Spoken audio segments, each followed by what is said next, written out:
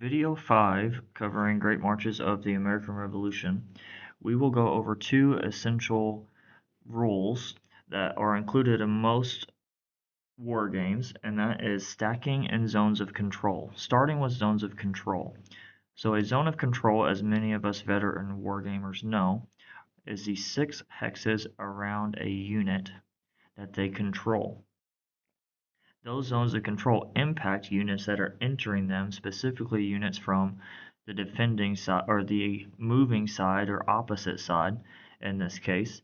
So we're going to look at Morris and how he is impacted by moving into the zone of control of Armstrong. So Armstrong's zone of control are these 6 hexes.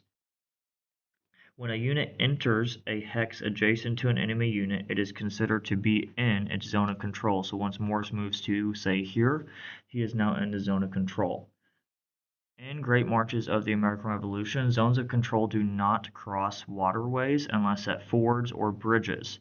So, for example, if Armstrong was in 1816, this would not be a zone of control, and this would not be a zone of control. However, if he was here, Morris is still not in a zone of control, but once he moves to here, he is now in a zone of control because of the ford that is located at this brown hash crossing the creek. Now, how does movement get impacted by a zone of control? Anytime a unit moves into an enemy's zone of control, it must stop.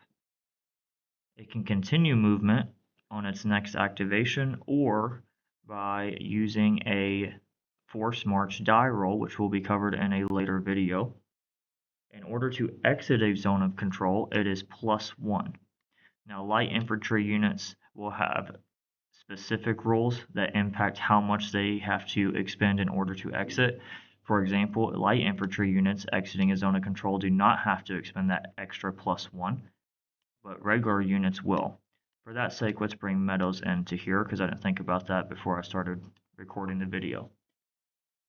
So once Meadows is here, he must stop and he cannot move until the next activation or by rolling for a force march.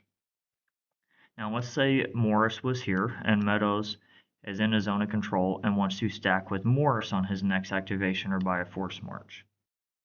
That is +3 movement points to move from an enemy zone of control directly into another enemy zone of control.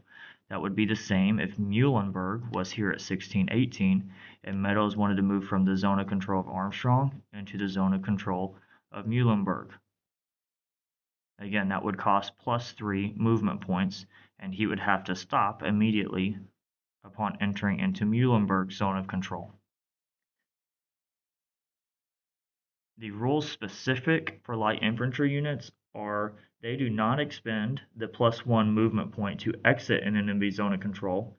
It may move from a hex in a zone of control to another hex within a zone of control for only 1 movement point. So you take away the negative factor used in order to move out, and then you lower the negative impacts of moving from a ZOC to a ZOC. So that is zone of control. Now let's move on to the stacking rules. Stacking rules all have to do with proximity to the enemy. So what is stacking? Stacking is when 2 units occupy the same hex. Now, 2 units from opposite sides may never occupy the same hex, but 2 units from the same side may, within some specific rules. In Great Marches of the American Revolution, it is a game of maneuver, so we're trying to simulate the movement of armies working in column. The stacking rules is what helps to show that. So for example, let's put Meadows up here at 1219.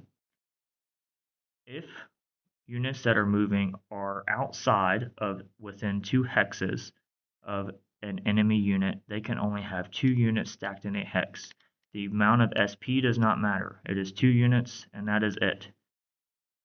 Other than supply units. Supply units do not impact stacking, do not impact any of the other rules we're about to talk about, but we will cover that in a later video. So outside of within 2 hexes, the stacking limit is 2. As units move within 2 hexes, not including the hex that the enemy unit is occupying, so 1, 2, the stacking limit then changes. For units within the same wing, noted by the wing identifier here in the circle, so this is all the white wing, they may stack up to 4 units if they are within 2 hexes of an enemy unit. If we had units from a different wing, then you could stack up to 3 units. So say we have a white wing identifier here, we could then have a red wing identifier, and then a blue wing identifier to up to 3.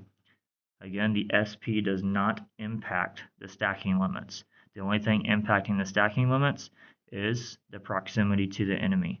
This is simulating armies marching in column and being spread out on the road when it is a 2 hex stacking limit, and then as they move in closer to the enemy, they start to come together to engage the enemy, getting up to 4 in the stacking limit.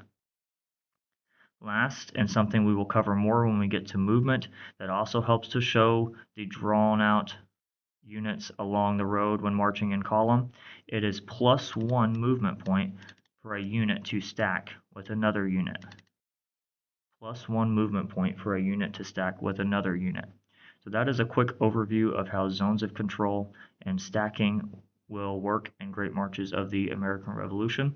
We will move on in the next video to start looking at initiative, activation, and then the different actions that each unit can perform.